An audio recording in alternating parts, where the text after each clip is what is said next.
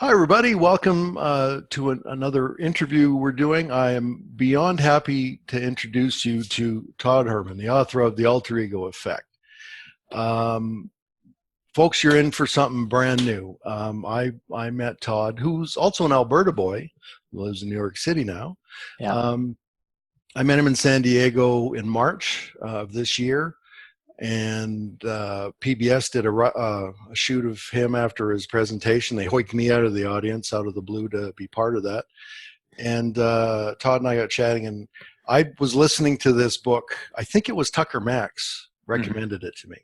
I think, and so I was listening to it, and it is by far the best self improvement. Now, I hate the label, Yeah. but I don't know what else to call it It's all for our good. purposes.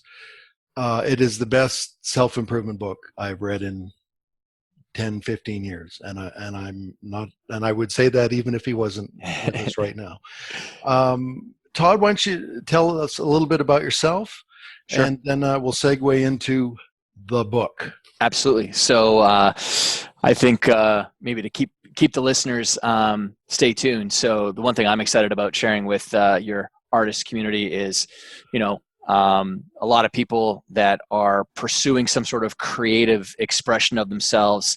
You're always bumping up against new edges of your comfort zone. You're now shaping a new identity of the creative self, especially if it's a new form for yourself. And then also if you're getting to that point where, geez, I actually think I'm pretty good, or I've taken some classes on this, I've invested in myself, and I wonder if I can actually start getting paid for this.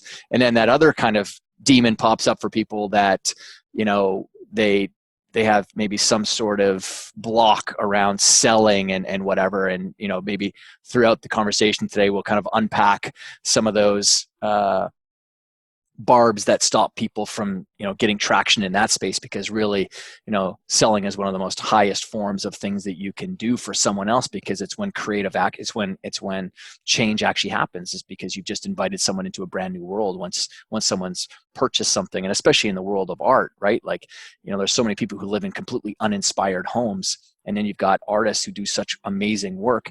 And the great thing about art is it's something that's very personal and meaningful to each person. So I can't wait to kind of jump into some of that with you throughout the podcast. And I like this because my background, kind of to your question about myself, is I've been playing between the 6 inches of people's ears now for 22 years. You kind of mentioned it, I started my my mental game coaching practice back in 1997 in Alberta. My first ever Woo. client wasn't too far from you. They were in St. Albert. And one of my best clients of all time, Sage Pahalik, was from Spruce Grove, your neck of the woods, one of the best Canadian hockey players on the women's side. And anyways, but grew my business throughout the world, and worked with the Danish Olympic team, the South African Springboks. I've built leadership programs, helping the South African government on apartheid issues, Indonesia. I mean, I've worked in, I think, 86 or 87 countries around the globe, all ranges. I kind of moved. I sort of didn't leave the sports world. I just have operated in the sports world for, like I said, 22 years, but went on and worked with small business owners and corporate people and executives, and really helping them on, again, I think of my world as three main components. There's mindset, which we work with people on, and that's helping people align the kind of mental side and the emotional side so that they actually take the actions that they need to. There's the strategy side of things. I'm a dyslexic, and I'm very good at thinking in maybe big picture stuff. Bring me into the weeds of something, and I'm going to fall off the rails. And then Well, finally is execution. if I can just interject here, when Yeah. you said that you couldn't read your own audiobook, you had to memorize it. Yeah. That blew my mind, because Yeah. it's not a little book. I mean, Well, and the audiobook has gone viral for me because, I've had many friends send me screenshots in Facebook groups or forums or chat places around the web. And people keep on saying, go get the audiobook version of this, because it sounds like he's just coaching you through the entire process of really how to develop a brand new identity for yourself, whether it's for a playful approach to something new, or to actually help you get past something that's really been a an anvil that you've been carrying around for a long time. Because, the reality of life is that, whether it's me working with an Olympic athlete or a pro athlete, or working with, artists, I work with people here on Broadway in New York City, or entertainers, there's a lot of people out there who've had some tough things happen to them in life and been challenged by some tough things. And, but, the great thing about human beings is we have this powerful ability to reinvent ourselves. And that's really our great superpower, is our creative imagination. That's why, talking to groups like yours who are really stepping into that creative imagination, but then even when people are pursuing a new expression of themselves in the world of art, is, are you willing to reinvent yourself, or are you going to take your old paradigm of your old identity into this? And and I think there's some really interesting things we can talk about with, how children embrace this and why they're so great at it, and how we can really take some lessons from kids. Well, that's So I if someone tunes in halfway through or had to go answer the phone and left this playing, like, you're going to hear some sports metaphors. It's inevitable. I promise this applies to us. I promise. Yeah.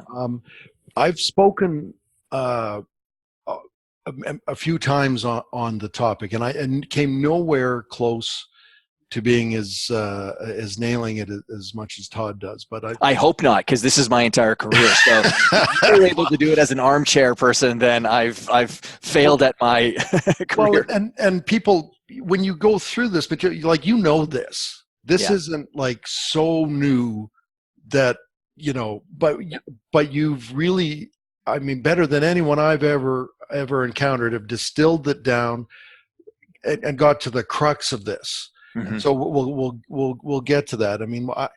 I've told the problems that I see artists have in the world of marketing, which is what we're doing here. I'm not how to paint or anything. Let's go get you some customers. It a lot of it has to do with preconceptions, both internal and external. Well, that's just the way I am. Oh, brother. Mm-hmm. And or I don't want to be like that. They have an external representation of what they think success means, what they think market means. They've been poisoned from an educational group, or the little old ladies art council. Well, art should sell itself. Not all those kind of things. Sure. And so let's dive right in. And what is the alter ego effect? Sure.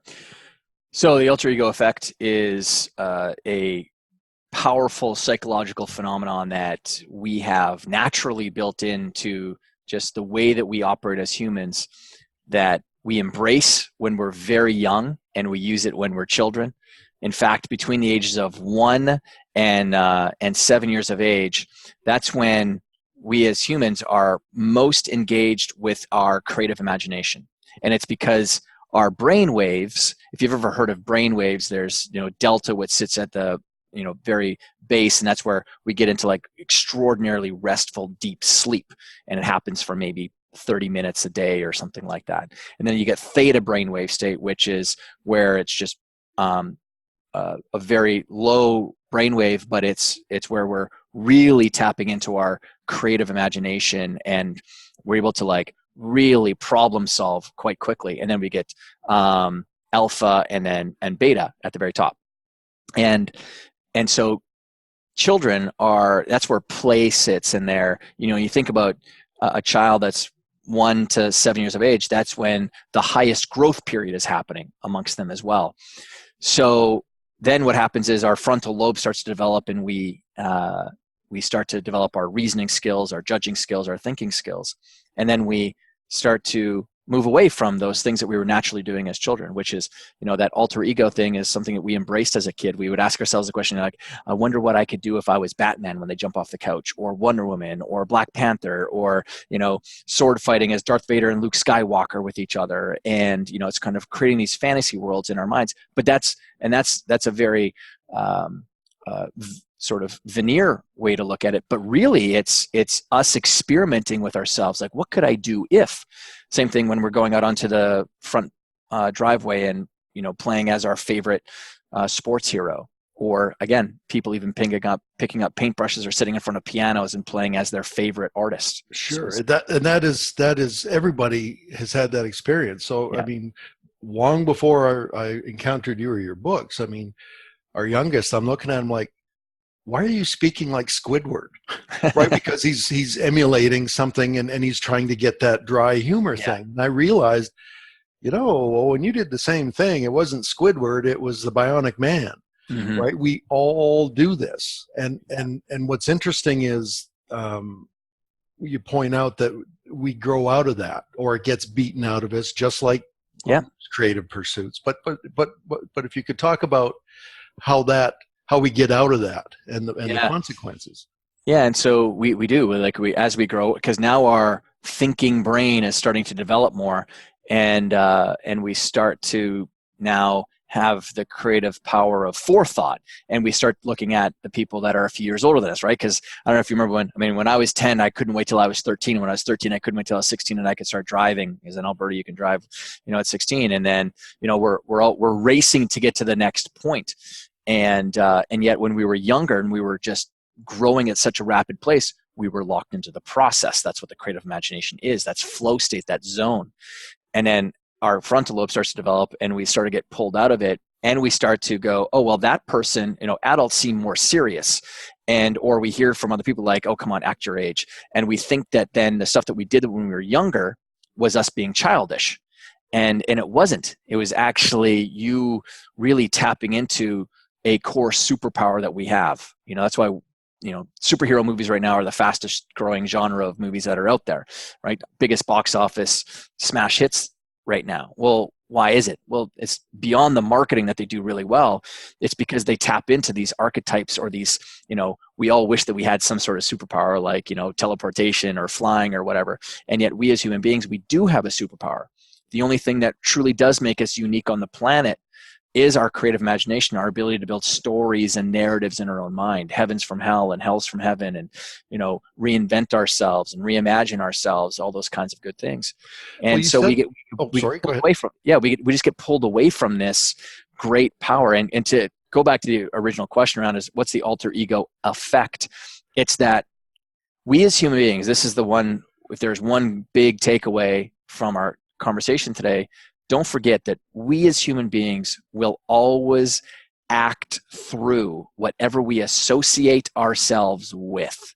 And so most of us tell ourselves a story about who we are. I am in this case, I am an artist, and an artist just lets its work sell itself. If that's the paradigm that you live inside of, then of course you're going to resist against, getting yourself out there and possibly getting better at messaging, the story that sits inside of the canvas that you've, painted, or whatever the, form of expression is that people have amongst their art. So, the moment that we disassociate ourselves from our story, and we start acting through a new identity, what it does is it actually uncouples the resistance that's typically stopping us. And we can now act more freely from the place of creative expression.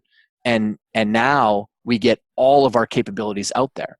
And this isn't about trickery or deceit, right? This isn't about faking something, faking it till you make it or something like that. That's an old idea that, of course, people have resisted against, and they should have, because even just the words itself sounds wrong. But Well, to counter that, when you said in San Diego, you said, and it wasn't even in the book, which was awesome. mm-hmm. But you said you talked about this sort of pop psychology idea, Yeah. of authenticity, Mm-hmm. and we all have to be, we're expected to act consistently the same way all Yeah. the time, and Yeah. it's horseshit. It's, Pardon my it's language. yeah, absolutely. You are not the same. As every human being tends to act differently depending on the social situation. It's supposed to be that way. 100%. Watch your kids and talking to grandma, and then watch them on the playground. They are not the same, and neither are you, and neither. And I think that consistency thing has got more to do with values, right? You're not going to be a thief here and not a thief there. You know what I mean? That, Yeah.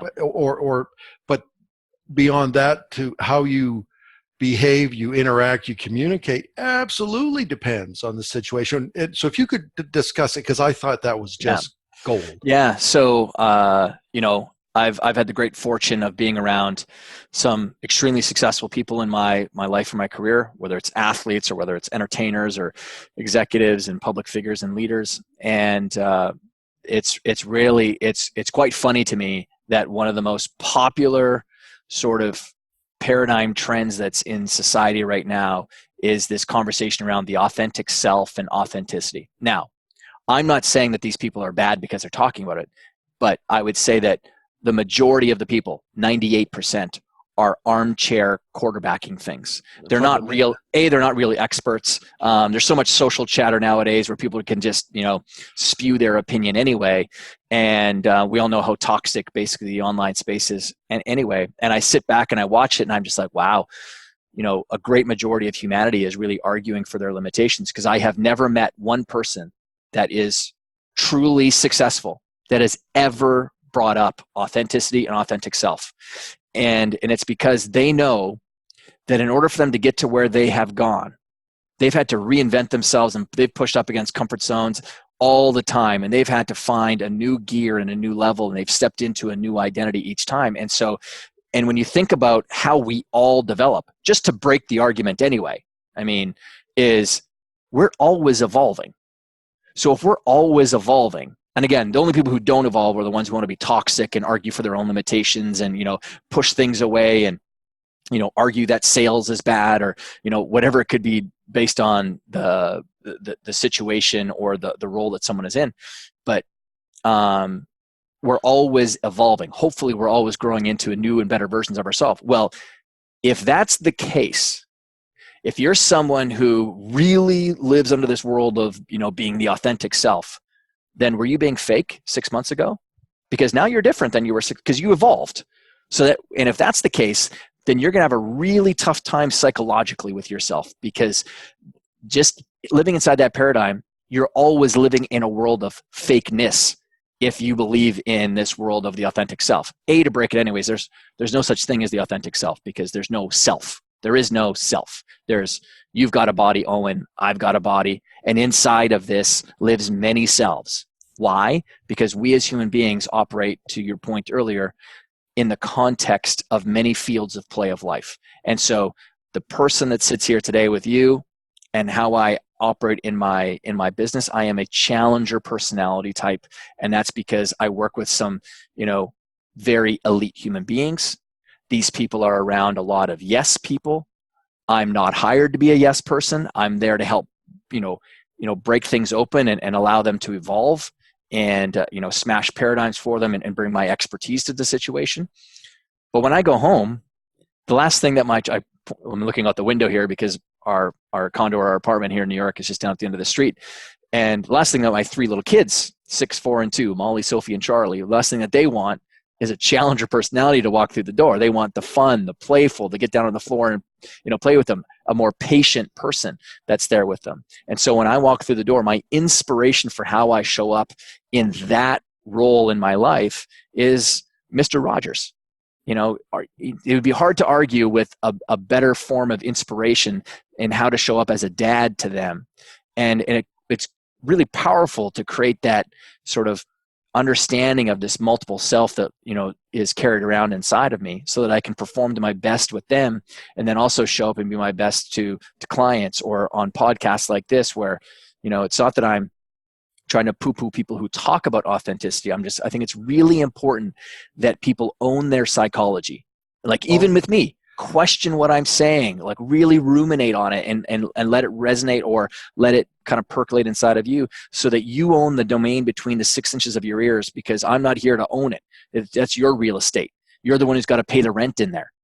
Well, and the thing is since we're constantly evolving and changing, it seems so obvious that why not put some personal choice into this and decide what and where you want to be. So the clumsy metaphor that I've used forever was, we are all multifaceted, like a gem.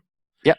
And at any given time, we get to decide which facet we present foremost. Mm-hmm. Okay, so in your example, you're channeling your inner Mr. Rogers Yeah. per se. You're putting that facet of you forward for Yeah. to foster communication and connection with your children. Yeah. Now, somebody somewhere is going to be watching. Well, that's fake. That's again a fundamental misunderstanding.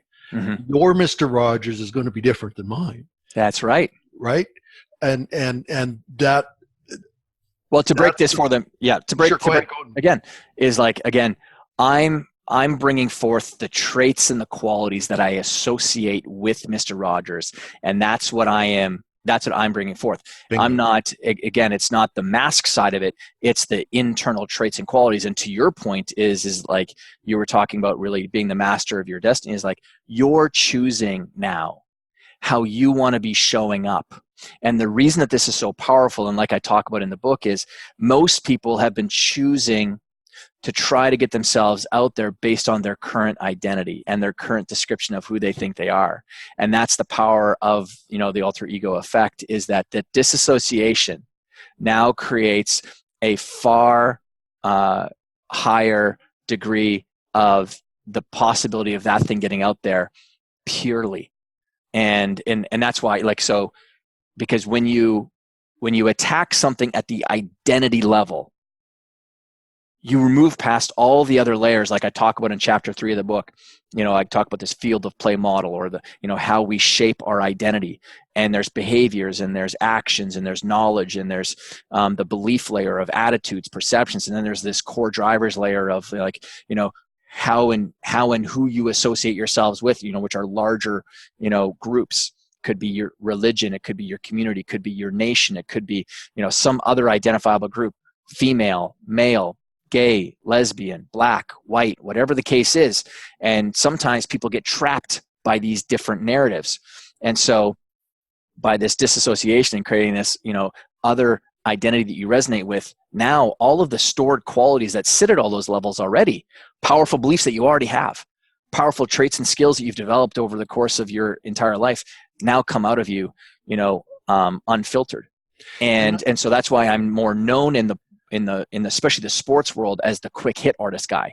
I'm the guy who can get brought in on a Wednesday and help reshape someone's entire performance by Thursday.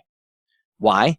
Because the moment I can get someone to see themselves and associate themselves with a new description of themselves, boom, just performance comes out of them. And it's so powerful. And that's what's, so fun with this is that, one thing that we can't lose with the idea is the root of this is playfulness. Because for me, my number one goal in everything I do, whether it's, my business programs I have, or my sports programs, or my mental game programs that I have, is all to help people get into a zone and flow state. Because the zone and flow state is the most powerful state we as human beings can get into, or to allow ourselves to get onto the field of play of action with everything that we've got. And so playfulness, it's inarguable that it's not one of the most powerful mind frames to have in order to make all that happen. So if you're showing up to your canvas and you're really, really serious and you're gritting your teeth, it's impossible for you to let all of your creative expression to get onto that canvas. It's just impossible. It's proven. What I found is one of the ways to realize that typically it's a hindsight, because when you're in it, you don't realize it. And as soon as you do, you kind of get out of it. But when you look back, when time, you lose track of time. Yeah. It's the same as the kids blinking, looking up when mom or dad's calling them in for supper and they've been outside playing for 8 hours. Now that doesn't happen much anymore. I get it. But that same phenomenon of time's gone. You were in, as you say, the zone, and 4 hours went by and you didn't even go to the bathroom. I mean, you were completely and totally engaged. And I agree 1,000% with you that there's just nothing to replace that. And it's not accidental. You can tap it on purpose with like a couple of days of trying. Yeah. And so to that too, because I wanted to get back to this whole, the traits and the qualities things that we were talking about when we were talking about Mr. Rogers there. So there's this great study that was done at the Kellogg School of Management, where they brought in a bunch of students into a room. And I don't know if you've ever seen this eye test, where they've got all these different words of colors. So yellow, red, blue, black, brown, orange, except it's colored differently than the word is. So orange is colored in yellow and red is colored in blue and on all the way. And your job, because the brain sees color before word, and your job is to say the word, not the color that you're seeing, which is actually, it's quite a challenge because it's a bit tough. of a mind screw there. And so they bring in these students and they time them to see how quickly they can get through the little, test, and with the minimum amount of mistakes. So each student comes in individually, they do the test, they track the information, then they leave. And they were all in their own clothes, so they're just showing up as themselves. Bring in another group. This time when they walk in, they hand them a white coat and they tell them it's a painter's coat. And they get them to do the test. So they put on the painter's coat, they do the test, they leave, track the data. Bring in another group. This time they hand them the exact same white coat, except this time they tell them it's a doctor's coat or a lab coat. And then they do the test. So any difference whatsoever? Well, turns out that the people who wore the white lab coat or doctor's coat, they were able to do the test in less than half the time and make less than half the mistakes. Well, why is that? Well, it turns out that there is a psychological phenomenon that we have embedded in us called enclosed cognition, which is a part of the alter ego effect that I talk about in the book. And what we do as human beings is we add meaning and story to the clothing and articles that each of us wear. So when I see you walk in the room and you've got a Marine uniform on or an Army uniform on, I automatically assume a bunch of traits and qualities about you, okay? And so when you put on something, you're enclothing yourself in the cognitive traits of the story of what that thing means. So most people think that doctors or people who are in the lab are methodical, careful, and detailed. Turns out that when you're taking that eye test, being careful, methodical, and detailed increases your performance. What did you do? You adopted the traits of that doctor or that lab person. Now, how did the painting people do? Well, when you're wearing the painter's coat, they had no different results than the people who were in their plain clothes. Why is it? Well, it turns out that when you put on a painter's coat, you automatically adopt the traits of being more creative, expressive, and imaginative. Well, that test, those three qualities don't help you do that test. And then plain clothes people, so they got the same results as the person in the painter's coat. They gave them another test. This time it was a creative test, and the people who wore the painter's coat, boom, their performance went way up. Doctor's coat people went back down to the norm. And so this is all a part of the whole process I talk about in the book, and kind of what I found, about 5 years into my career working with athletes, where all of a sudden what was bubbling to the surface was these athletes that were consistently performing at a high level would say to me things like, when I go out there, I step into a different version of myself. I have a different persona when I go on the ice or the football field or the soccer pitch, whatever the case might be. Tell the Bo Jackson story. That's so good. And so I started to codify this whole process because I did the same thing when I played sports. I also used an alter ego when I started out in business because I was so insecure about how young I looked. And so that's what I became known for and I used this power of enclosed cognition as a way to add meaning to the actual identity or the alter ego that you're bringing to whatever field of play that is. So to your question, I was doing a speech down in Atlanta, Georgia, many years ago, and I was in the green room kind of waiting to go on stage for my talk, and I was in there by myself, and in through the doorway walks just this physical specimen of a human being. Now, to give context to everyone, it was Bo Jackson. So Bo Jackson is famous for being the only athlete in the history of pro sports in North America to be an all-star in 2 different leagues at the same time, Major League Baseball and National Football League. So just an amazing talent. And he walked in. Plus, he was also the superstar on Nintendo's Tecmo Football back in the late 80s and early 90s. And so he was my favorite guy to hand it off to because he couldn't be tackled. Anyway, he walks in, and I'm thinking to myself, oh, my God, that's Bo Jackson. And he walks towards me, and he sticks out his hand. He said, hi, I'm Bo Jackson. And I said, yeah, I know who you are. I wouldn't be a very good sports person if I didn't know who Bo Jackson was. And I said, you won me a lot of football games on Tecmo Bowl when I was a kid. And he kind of laughed. He's like, you're not the first to say that. And he said, are you speaking today? And I said, yeah. He said, what are you going to talk about? And I said, well, I'm going to talk to the kids about really mental game stuff, but specifically, I'm going to talk to them about, developing an alter ego to take out onto the field to really elevate their performance and get past their own struggles. And he kind of looked at me and he kind of cocked his head to the side and he said, Bo Jackson never played a down of football his entire life. And I said, interesting. Tell me more. And he said, well, anyone who knows my kind of backstory knows that I was a kid that had anger issues and was a little bit uncoachable. And, anger sounds like it would work for you on the football field, but really it would get me into penalty troubles. And again, I wasn't the easiest kid to coach. So one night I was watching a movie, and I saw this guy come onto the screen who was methodical, calculating, unemotional.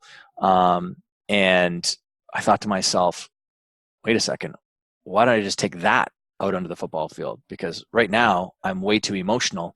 But if I go out as Jason from Friday the 13th, now all of a sudden I can, maybe get past all that stuff. And so I love his alter ego, because people go, wait a second, here's someone who's angry and he chooses the serial killer from Friday the 13th. And I laugh and I say, well, yeah, it sounds like that, except that's the great thing about human beings is we all pull different story and meaning from different characters. And he wasn't pulling the serial killer part. He was pulling the unemotional, the methodical, the calculating part, which is what he really wanted and was going to help. If he brought those traits onto the field with him, was going to really elevate his performance. And so he said, listen, Jason lived on the field. And the moment I walked out of the tunnel and stepped onto the grass, that's when Jason would enter me. That was my activating event that you talk about. And when I was out there, I had one mission, and that was to destroy anything that got in my path. And again, that mindset helps in football. Now, taking Jason into the world of making a phone call to sell your art, or getting on stage to do a speech, that's not the right context. And again, this is an example of the many selves that we have, right? And now you've got someone who's just one of the greatest athletes who ever lived, who used this idea to help him get to the next level. And he thought it was just amazing. He's like, I thought it was just something that I did. He's like, I've talked to other, friends that kind of did it, but I thought it was more. And I'm like, no. This is a major part of the undercurrent narrative that people use. It's just that it's not talked about because it's typically a very private thing for people.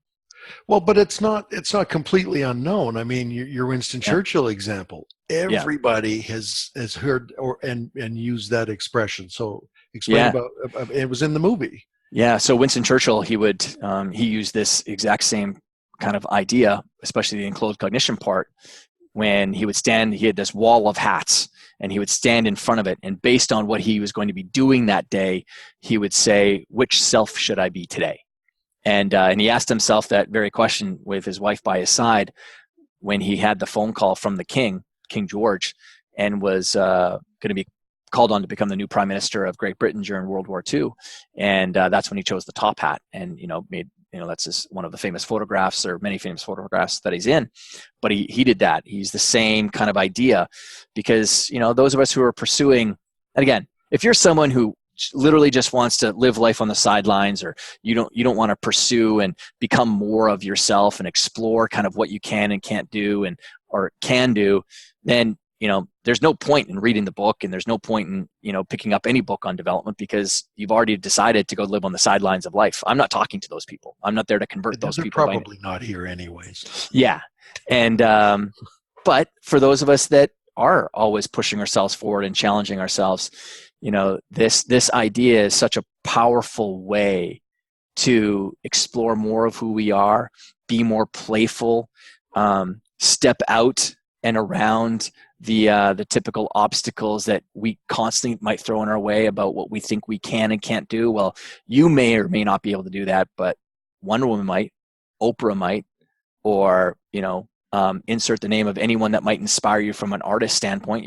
I've got art sitting behind me from Jason Ratliff, who I absolutely love, and I'm very much an amateur artist from bygone era as well, that used to do a lot of cartooning type things. So it's a super powerful way to just constantly develop yourself. And it's simple and quick. So two things as being a practitioner of this is one of the things that comes up over and over and over with artists and people as a whole when you get to be in midlife is the concept of I'm broken. I need to fix myself, and then everything's better. Yeah. Everybody's got that. And folks, I'm broken 100 pieces. Some big, some small, but I mean, seriously, come on. What's great about this is it doesn't matter, if you're sad about something or life was unfair. This is something you can use immediately and very, Yeah. very quickly to change your perception. And personally, I've seen that facilitates this healing Hmm. process more than when everything's perfect in my life. Then Yeah. it's very, very, very Yeah. quick. So last week, we had our cadet squadron, our marksmanship team was at nationals, first time ever. And after I got back from San Diego, I brought this in clothed cognition immediately to the squadron. And because they wear shooting jackets, they have hats, Yeah. there's a uniform. I mean, there's shooting gloves, right? And it's 10-meter air rifle, right? So we can shoot indoors anywhere. And I said, you know, when you put that jacket on, when you adjust the eye patch and put the hat on, there's a change comes over you, whether you Hmm. know it or not. You all stand differently, you breathe differently on purpose because we Yeah. trained them, right? Yeah. And so let's just take that a little bit further here. Yeah. Let's just get a little more ahead of it. And the captain is rolling her eyes and everything. It's like, man, I got this. Hmm. And it was interesting that just to touch on the Jason aspect, because it was shooting, 4 of the 5 kids immediately went to some kind of a sniper thing in their head, and the Yeah. captain went nuts. You're not, and most of the kids evolved. They changed it, but my son, he said, Dad, the captain didn't like me pretending sniper. I said, well, number one, this is private. You don't even have to tell me about it if you don't Yeah. want to. And he said, but when I'm doing that sniper thing, I'm stopping bad guys. Mm. I'm not the mailman in the watchtower. I'm Yeah. stopping bad guys, and that calm higher purpose. Yeah. Like, son, I don't know that I would recommend that to everybody, but if you're shooting great, Yeah. so go ahead, and to as you say, you get to pick and choose the aspects. It wasn't about swinging a machete to Bo Jackson. It was about Yeah. being calculating and unstoppable, Yeah. right? So we all have that ability and choice. And I mean, in its simplest form, it's like the hat thing. Well, I got to put on my work hat. I got to put on my husband hat. I mean, there's a lot more to it, but we're kind of already familiar with this anyway. Yeah. This Yeah. isn't kooky talk from left field. This is, if you or anyone in your family uh, wears a uniform Yeah. to earn their bread and cheese, you already know this, Yeah. right? When that Yeah. uniform, whether it's cop, firefighter, military, whatever. Farmer. I'm a farm and ranch kid, Yeah, like me too. same thing. Yeah. I mean, especially when you get into like the military or the police, I mean, they've invested years and decades and in some cases centuries creating a narrative and story around what it means to wear that uniform. And then because I've done work with Navy SEALs and Army Rangers and Green Berets, and the challenge for some of those people, and again, there's no arguing with the fact that whether it's police or the military have some of the highest divorce rates out there. Okay, so does that mean that those two groups attract people who have a tendency to get divorced? No, not at all. But what I feel it is, based on the work that I've done, is they have a tough time unshackling their identity and creating a new one when they go home. Like when I do, and I'm very specific about the TODD that shows up for my kids. It's when I've done speeches and I've had amazing conversations outside of Army barracks with very, very high-ranking people around why couldn't I have gotten this idea 25 years ago when I came in? I mean, my entire relationship with my children would be so different. Or other ones that would say to me, I talk about one in the book where he was challenged by that very thing. He'd go home and say, listen, like, I'm here to build men. And, because he was not a drill sergeant, but he was kind of in charge of that whole thing at the largest Army base on the planet, which is, down in North Carolina, Fort Bragg, where I had done this one speech. And we were having this conversation, and I said, well, listen, and I kind of talked about how you've invested all your time, or you've heard all this narrative around what it means to wear this uniform. And then you go home and you have nothing, where you have another uniform that you put on that has a different meaning for you. And so you continuously act through, and now you just treat your kids as if they're just like those other ones that were out there on the range with you before, where you were training them. And no kid likes that, because that's not the context that they want from you. So let's build a new uniform that you go home and you step into. And he did. And I mean, I got this beautiful email from him not too long later around just the ritual that he likes to get into, because now he has a new uniform. It's golf shirt and pants during the winter, or jeans during the wintertime, but shorts during the summertime. And that's his uniform. That's his his dad and husband uniform. And and that means something. He's spent time really thinking about what it means to put that on. And so to bring this back to your crowd, though, is like some of these people might have the same uniform that they put on when they paint. And if they don't, I would actually encourage them to maybe think about doing that. But then also, because you're working with people on the business side of things, it's like, hey, what's that uniform that you put on to step into a new identity that's now the shepherd for the art? This is the new identity that's going to be the champion for this woman's or this man's art that's over here. So it's a really powerful kind of like disassociative, where it's like, now this person or this identity is going to be the champion for this art over here. Because again, as someone who's also in the world of, I'm a practitioner, and so I sell my own stuff, so to speak, right? My own trainings. And anytime it's your own thing, some people get so caught up in their own head because they have a tough time maybe bragging about themselves. If that's, that would be absolutely. A baseline way of saying it. But instead, I built out Super Richard, and Super Richard was my business version that was a champion for the ideas that I had to help work with athletes very early on, because I was getting in my own way. I wasn't making the calls I needed to make. I wasn't booking the workshops.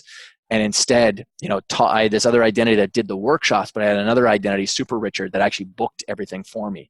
And he was such a champion for the ideas that sat over here. And he wasn't going to let anyone get in the way of making sure that those ideas, which really helped young athletes develop a really powerful level of personal leadership, which, if they adopted these ideas, would keep them playing their sport for a lot longer. And it's just proven, you keep someone playing sport for a lot longer, you're going to have a healthier life. You're going to have a healthier level of a career as well. And you're going to be a real healthy leader. And so I wanted to make sure, and so Super Richard was on that mission to make sure that those speeches were getting out there, those workshops were getting out there. So just a really interesting idea that maybe people could play with is, sure. I think that's the key word, is the play. Yeah. Because, there's a lot of folks who get this, that's a good idea, and then they'll get all serious about it. Yeah. Right?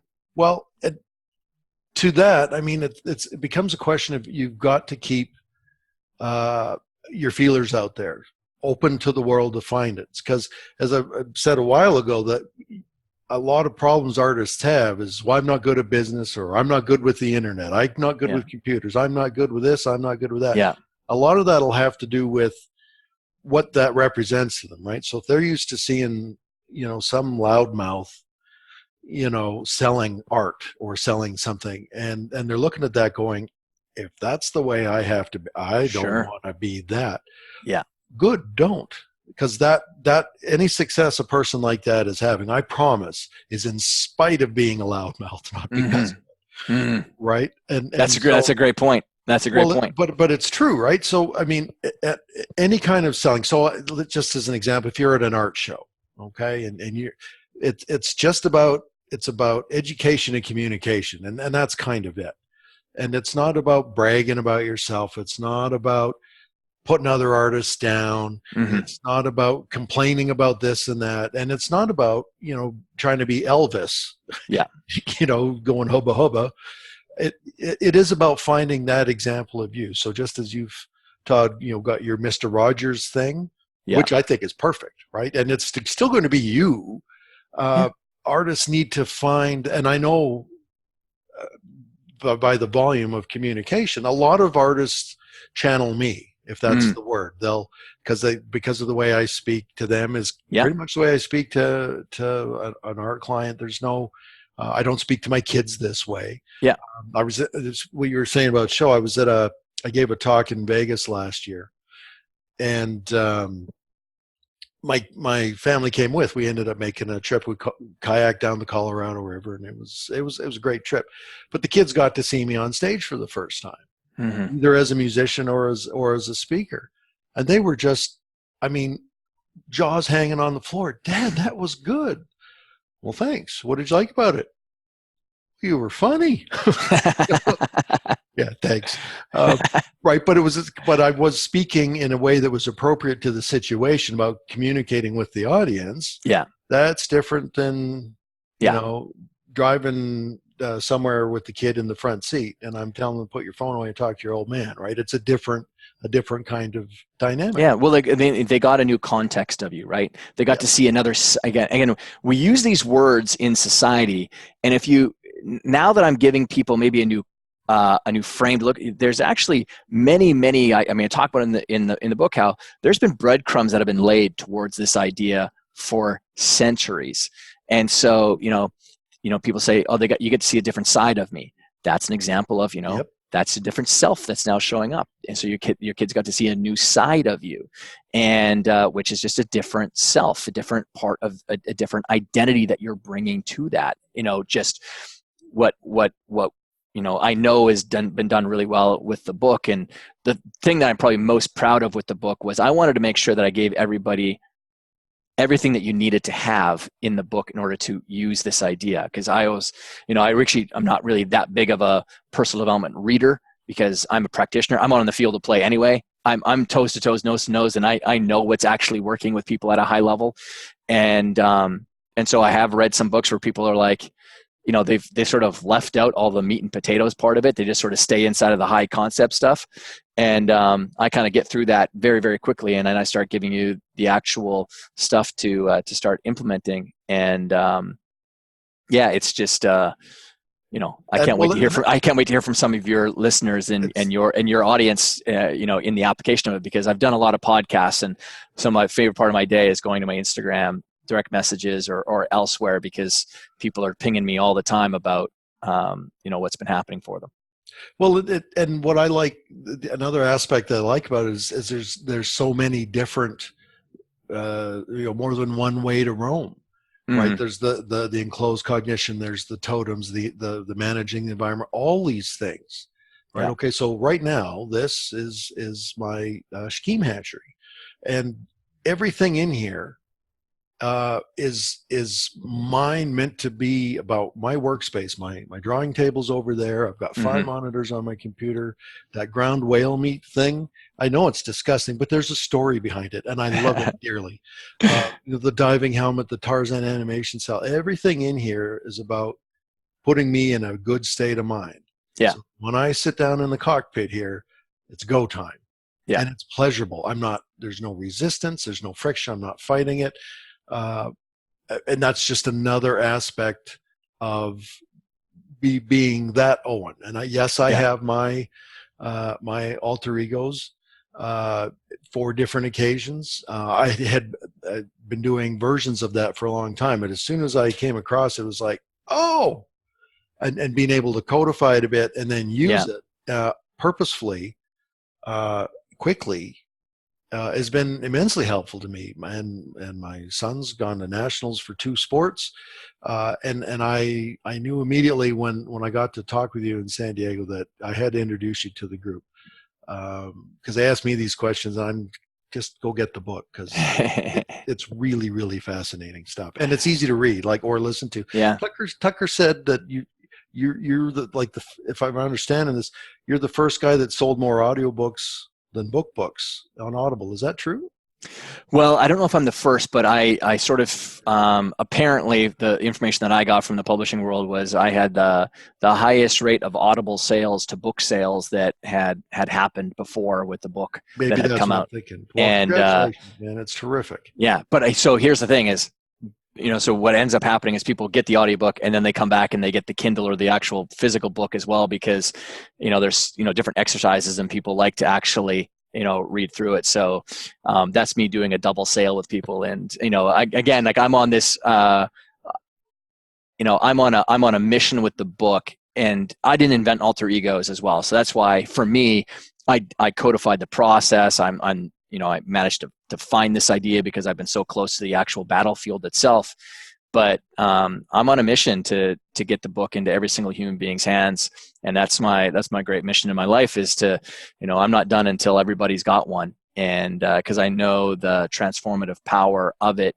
And again, this is coming from someone who, I came from a very tough place. We didn't get into it necessarily throughout the talk, and I've got to go right away. But I did come from a tough place. I had some pretty rough things happen to me when I was a young kid, being sexually abused at a church camp over the course of a couple of days. And that's what really, at the age of 12, then got me into kind of this mental game world, because I needed to find any tool and strategy I could possibly get my hands on to help me navigate the kind of battleground that I was having in my own head. But what it did was, many times it would pull me out of that space and bring me more into a creative, playful space, so I could still pursue the things that I really wanted to go and pursue. I mean, haven't led a perfect life, and I doubt anyone else that's listening has as well. And I think, especially in today's day and age, where there's so much judgment and criticism, and critics that are out there, and there's a lot of keyboard jockeys that might stop good people from putting stuff out there because they don't want to hear it. Maybe just like Martin Luther King used his alter ego to take the slings and arrows for him, for the important movement that he had, that maybe your alter ego, like Cicero coined when he coined the phrase back in 44 BC, it's that trusted friend and ally that you bring between the 6 inches of your own ears that can help you, do the things that you feel passionate to go and pursue. So. Very cool. Well, congratulations on the book, everybody. Go get this. I promise. This isn't adding work. This is removing friction and making everything easier. And yeah. If you're having trouble seeing you doing some of the things you know you need to do, I promise you, this is good stuff. And so, Todd, I'm going to get you to hang on just for a second after we sign off here. But folks, I'll get this video up. If not today, it'll be tomorrow morning, and I'll send it out a few different ways to get as many people watching as possible. Go ahead and ask questions. We'll put a link to the book and the audio book. Yeah, I got both. And it's really awesome that you were able to come and spend some time with us, Todd. For sure. And I wish you continued success, and I hope there's more books coming. Go Alberta, buddy. Okay. Take care. See ya.